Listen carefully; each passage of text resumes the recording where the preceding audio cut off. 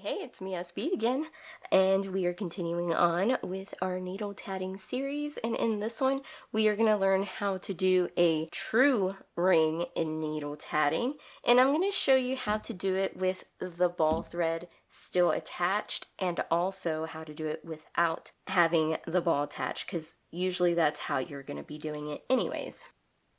Alright, so traditionally in needle tatting, we are going to be working with the ball thread throughout our project, but there are going to be some times when you need to work off of the needle thread to create a true ring. So I'm going to reposition everything. So now my needle thread is coming out towards the left, and my ball thread is now over here to the right. We are not even going to touch that. And we are going to position our needle thread in the same manner that we would our ball thread. So needle thread is now creating this nice big loop.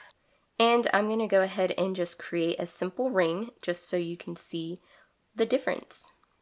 And as you can see, I am working with the needle thread. Now this method is going to eat up a lot of your working yarn. Just keep that in mind whenever you're doing this method. The rings look very similar to needle tatting, and the rings come out looking really pretty. So yeah.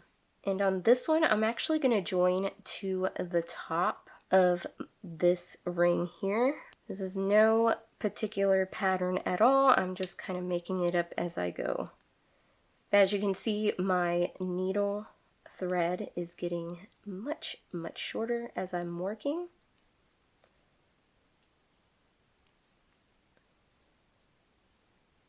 And this is why you would have to leave your loop on your needle thread super duper long. Look how short it got just in that little bit that I did.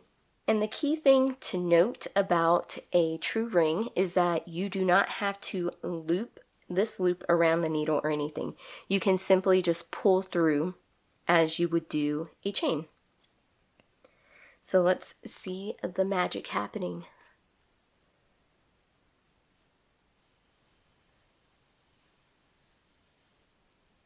And as you can see, it's already forming our ring.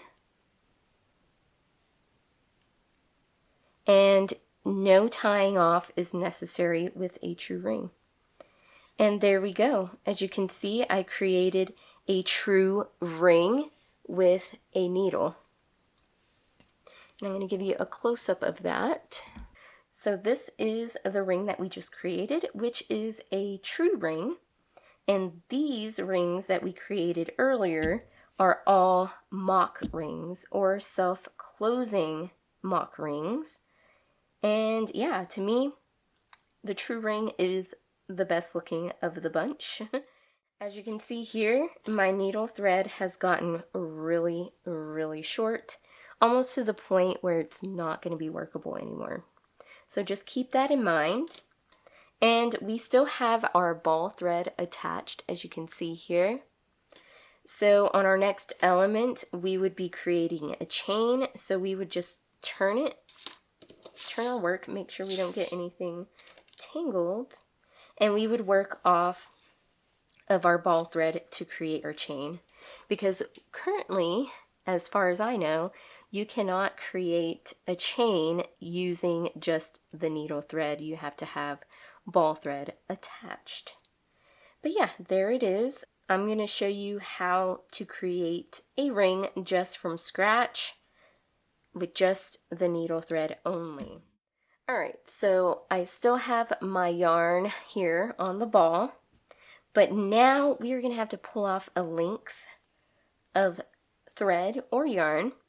Since this is for demonstration, I am not going to do a whole lot, just enough to work with. Probably maybe like 36 inches, something like that. And cut it from the ball, so it's no longer attached to the ball. And we're going to go ahead and thread our needle. Alright, so now we have our needle threaded. So now we're going to create this big giant loop that you cannot see, but there is a big giant loop created. And once again, it's going to be very similar to when we were working on the ball thread. This time, we are going to want our working thread to be coming out towards the tip of the needle. And the cut thread is going to be going towards the eye, as you can see here. And when you are doing a project, you want to make sure you leave enough at the end so you can weave it in later. So now I'm going to just start with a ring. And I'm going to make a real simple ring, nothing too fancy. And as you can see, I am using our needle thread to work with. Alright, so in this method, we do not have to wrap our yarn around the needle or tie off, so I'm just going to simply scoot that over there, pull through,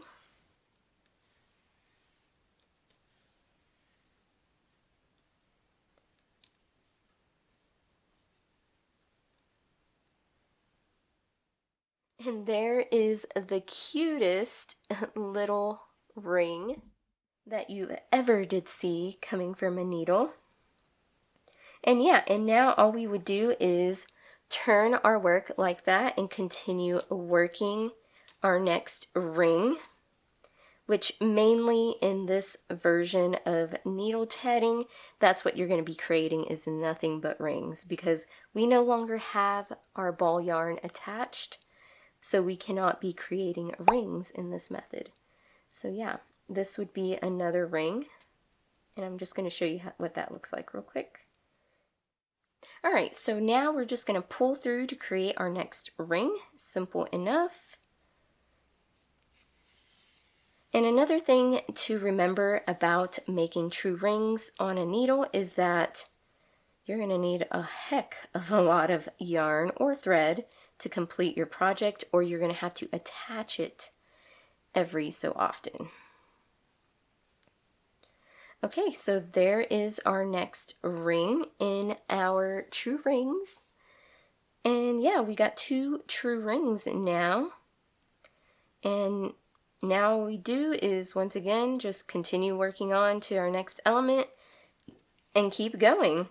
So there you go. We just created true rings with needle tatting, and they look very similar to shuttle tatting.